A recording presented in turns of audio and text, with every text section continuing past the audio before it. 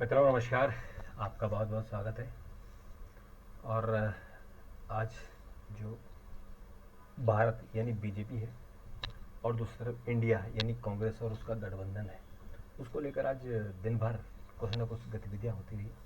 आज प्रधानमंत्री ने मध्य प्रदेश बीना में एक प्रोग्राम किया था और वहाँ उन्होंने कहा कि ये घमंडिया गठबंधन है। वो इंडिया नहीं बोलते हैं, वो घमंडिया बोलते हैं। इसलिए उन्होंने अभी प्रधानमंत्री ऑफ भारत लिखना शुरू कर दिया, राष्ट्रपति ऑफ भारत लिखना शुरू कर दिया।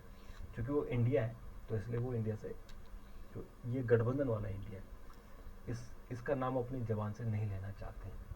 तो आज वो शुरू दिन से कह रहे हैं घमंडिया, तो आज उन्होंने फिर कहा कि ये घमंडिया है जो देश को और ये बांट समाज को बांट रहा है, यानी देश और समाज को बांटने में जुटा हुआ है ये घमंडिया।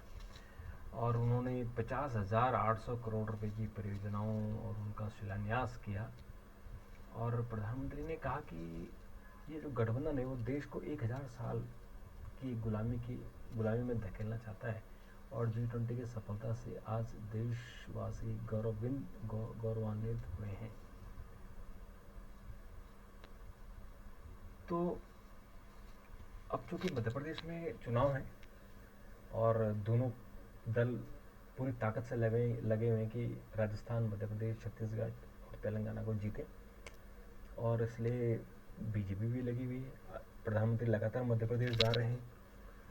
तो आज प्रधानमंत्री फिर मध्य प्रदेश गए थे। आज सरकारी प्रोग्राम था, लेकिन वो सरकारी प्रोग्राम भी आपको पता है कि वो पॉलिटिकल ही होती है, उनकी रैली होती है। हर सरकारी प्रोग्राम में एक रैली होती है। तो वैसे आज उनकी एक रैली थी और ये जो सरकारी प्रोग्राम था इस पे उन्होंने 50,800 करोड़ रुपए की परियोजनाओं की उन्होंने आधारशिला रखी। और अपने संबोधन में प्रधानमंत्री ने कहा कि विपक्षी गठबंधन का देश और समाज को विभिन्न विभाजित करने का उन पर आरोप लगाया है। और उन्होंने पेट्रोलियम कॉरपोरेशन लिमिटेड की बीना रिफाइनरी में 49,000 करोड़ रुपए की लागत से एक पेट्रोकेमिकल बनेगा। इसके अलावा पूरे मध्य प्रदेश में 1,800 करोड़ रुपए की 10 नई औद्योगिक परियोजना को भी उन्होंने उद्घाटन, उनका शिलान्यास किया।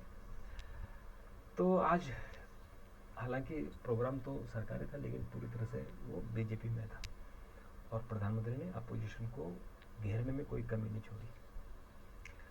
मित्रों, आपको पता है कि नरेश गोयल को ईडी ने अरेस्ट किया था क्योंकि उन पर आरोप है कि उन्होंने 536 करोड़ रुपए जो कर्जा लिया था, उस कर्जे से उन्होंने घर की जो उनकी पत्नी के जेवर हैं या और सामान है वो खरीदा। उन्होंने बेटे के लिए सामान खरीदा और उसको लौटाया नहीं, और इसके कारण जेट एयरलाइंस बैठ गई, बंद हो गई और वो उनको जेल में रखा गया था। तो आज कोर्ट ने उनको न्यायिक हिरासत में भेज दिया, जो ईडी की कस्टडी से। 77 साल के हैं, बुजुर्ग हैं, देश को उन्होंने गौरवान्वित किया है।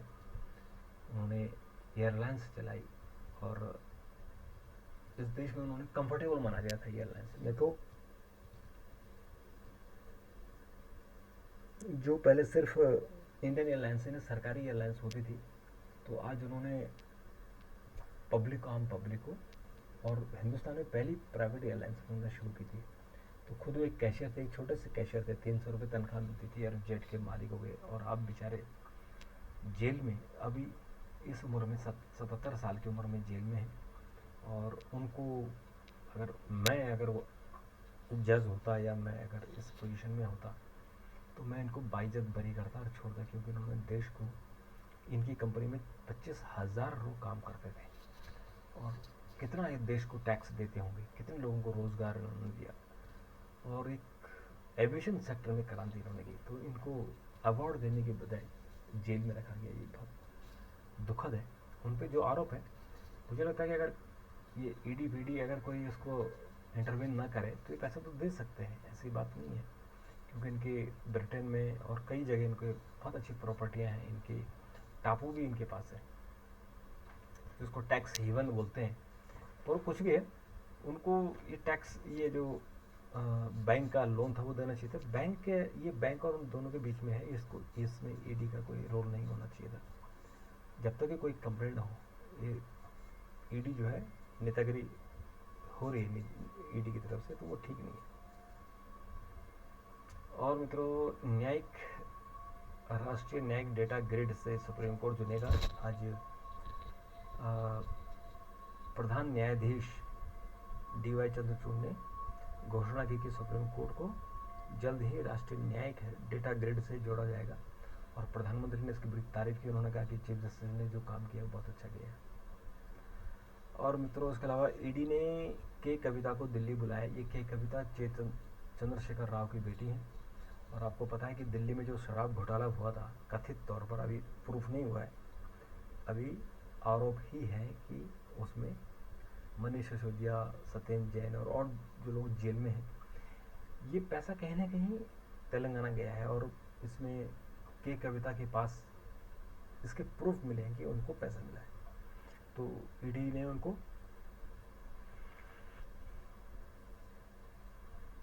5-6 बार बुला चुकी है। और मुझे लगता है कि इस बार बुलाना शायद खतरे से खाली नहीं होगा।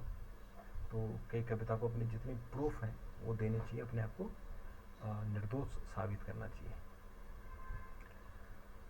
मित्रों, बीजेपी ने मध्य प्रदेश के लिए 36 और नाम उन्होंने तय कर दिए हैं और उनकी घोषणा होने वाली है। और जब ये घोषणा होगी तो पता लग जाए। अभी तो जस्ट नाम तय हुए हैं। और इन नामों के अलावा अभी बीजेपी की कल केंद्रीय चुनाव समिति की बैठक हुई थी, जिसमें प्रधानमंत्री गए थे। और उसमें प्रधानमंत्री के ऊपर फूलों की बरसात हुई थी। और इसलिए कांग्रेस थोड़ा सा इस पर आलोचना कर रही है कि हमारे एक कर्नल, एक मेजर और एक डिप्टी एसपी आतंकवादी घटना में मारे गए थे, तो वहाँ मौन मनाया जा रहा था और यहाँ प्रधानमंत्री फूल माला बरसा रहे थे। ये कांग्रेस का आरोप है। हालांकि बीजेपी ने इसका खंडन किया है। बीजेपी ने कहा कि आतंकवाद अपनी जगह, उसकी भर्त्सना करते हैं। और ये प्रोग्राम अलग था कि एक G20 की जो सफलता मिली थी उसके लिए प्रोग्राम अलग था। तो दोनों को एक साथ क्लब करना ठीक नहीं है। बिल्किस बानो मामले में सुनवाई के दौरान सुप्रीम कोर्ट ने कहा कि कुछ दोषियों को विशेष अधिकार मिले हैं। ये उनका टिप्पणी थी कि बिल्किस बानो के जो अपराधी थे उनको छोड़ दिया गया। तो अब ये कोर्ट देखते हैं उसमें क्या रुख लेगा।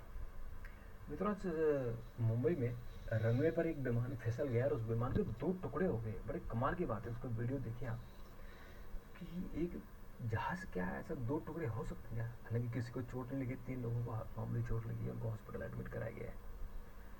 लेकिन कमाल की बात है कि जहाज 2 टुकड़ों में कैसे हो सकता है। मित्रों, आज इंडिया गठबंधन ने 14 एंकरों का बहिष्कार करने का फैसला किया। कहा कि ये लोग जो पार्टी के नेता है, जो इंडिया के गठबंधन के नेता है, वो इन एंकरों के प्रोग्राम में न जाए। उसमें अदिति त्यागी है, उसमें अमन चोपड़ा है, उसमें अमीश देवगन है, नरसिम्हन है, अर्नब गोस्वामी है, अशोक श्रीवास्तव है, चित्रा त्रिपाठी है, गौरव सावंत, नविका कुमार, प्राची, शिव अरोड़,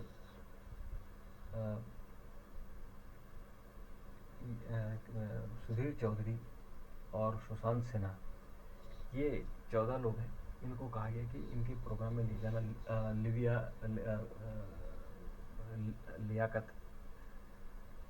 ये भी हैं। तो इनको कुल मिला के इनको जो रूबिका लियाकत है, तो इनकी प्रोग्राम में न जाने का फैसला किया। पर मुझे लगता है ये कांग्रेस का और अपोजिशन का ये सही निर्णय नहीं है। क्योंकि पत्रकारों को पार्टी क्यों बनाते हो? उनको गोदी मीडिया कह के, गोदी एंकर कह के इस तरह से कहना ये उचित नहीं होगा। तो मित्रों, उत्तराखंड में निवेश को न्योता दिया गया है कि आइए उत्तराखंड में निवेश कीजिए।